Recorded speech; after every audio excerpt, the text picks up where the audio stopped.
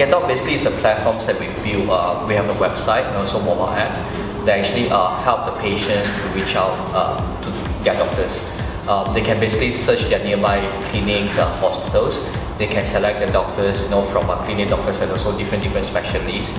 And the best thing is they can actually make the appointment with them first before, instead of have to wait and queue inside the clinic or hospitals. Before GetDoc, right, what we will do when we are sick is that if we don't know where to get doctors, what we can do is actually to ask around or to drive around. And it's a very painful experience if you drive around with your sick condition, right? So we believe that there is a better way to it, because now people are getting movie tickets online, people are getting food delivery online as well. So why couldn't we make an appointment with the doctors online? So that's why we created GetDoc as well.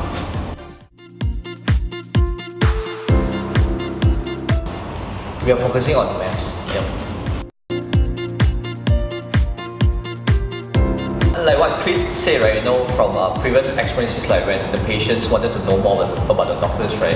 I think especially in Malaysia, the information online is actually very limited. From get to know more about the doctors, like education backgrounds, what kind of facility provided by the hospitals or clinics, right? The information is actually very limited, and don't mention the times that you need to take to queue and also to wait just to see the doctors, right? It's a very very painful experience.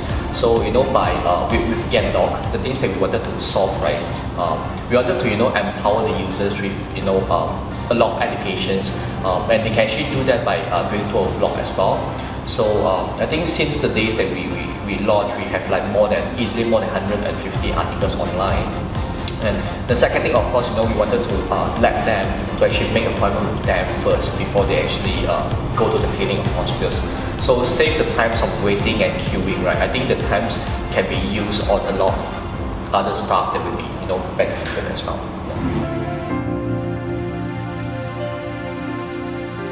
We are actually charging doctors on a yearly subscription basis to use the platform, and because we are, besides of helping users to find doctors, we are helping doctors to reach out to more patients as well.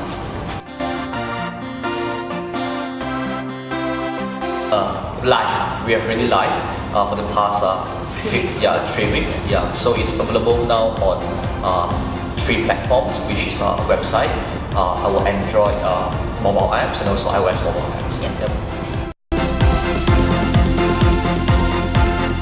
We have, other than GetDoc booking platform, we do have a blog that blog about a lot of health information. Like the latest one will be typhoid fever, and we got like about 100 over shares for that particular post itself.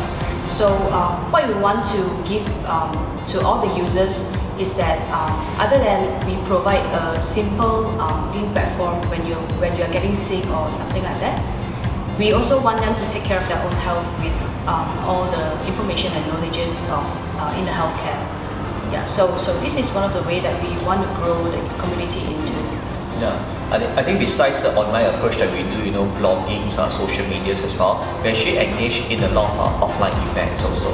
So we actually participate in end of this week, where we actually participate in one of the events, actually breast cancer awareness event. Yeah, so we actually participate a lot for this kind of events, to actually educate, empower, and also to actually grow the community as well, to get users to actually know more about us and what we do. Yeah.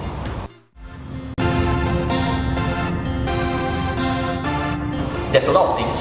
Yeah. So for GetDoc itself, right, besides booking platforms, I think booking platform is just one of the things that we do. So besides booking platforms, right, we also wanted to create a complete solutions, or we call it complete ecosystems. So the ecosystems, are from making appointments, from education side as well, even to the healthcare related events, and even to the healthcare IoT devices. So we are talking about ecosystems just beyond the booking platforms itself.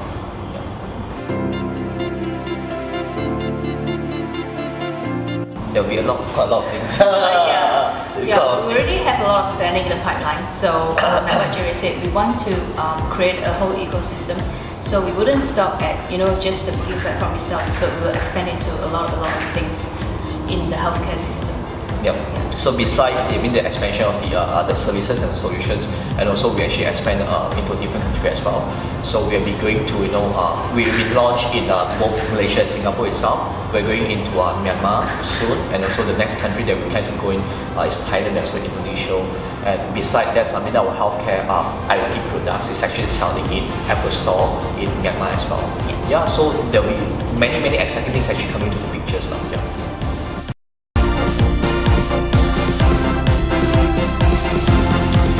To start a startup is really challenging. I guess everybody knows that. Persistency is really important. When you face some challenges, whether you want to do every way or anything you can to overcome it, or you will just leave it. So that's how we differentiate entrepreneur with just an employee. So I guess if you really want to run a startup, think through it, think about it. It will not be easy. You will face a lot of challenge, and I think the result will be favorable if you really pass through all the challenge. Yeah. Okay. That's all. Yeah, I think from my side, I'll make it as simple as only two tips from my side. First of all, know the reasons why you started it. So whether you're starting because you want to make a lot of money, you want to get a lot of investment, from VC or angel investor, right? Then I would advise you don't start it. Okay.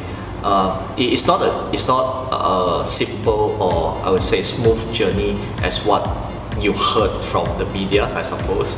Yeah. So you actually will face a lot of challenges. A lot of people telling you can't do it or whatsoever, right? The only things that actually keep you moving forward is the reasons why you actually started that. So I would call it your intention of starting the startups. And second thing, the second tips that I wanted to share is whether you want to build a startups, right, because of the fame. We call it is a media-like startups. So which means you actually wanted to get a lot of attention, wanted to get a lot of publicity on a lot of magazines or even like shootings, right? And I would say you better don't start it as well. I mean, we've built a real business rather than a media-like startups. So build a real business, build a real an entrepreneur that really solve people problems, rather than a media that rather than startups that you just want to get yourself to become famous or something like that. Yeah. So this is my advice, or I say tips. Yeah. Yeah, I think the intention part is really important. If you don't really have the real main intention or reason that you started this startup, it's very hard for you to move forward whenever you face challenges. If it is just for the money, I think you can get all the money elsewhere instead of start your own startups. That's what I think.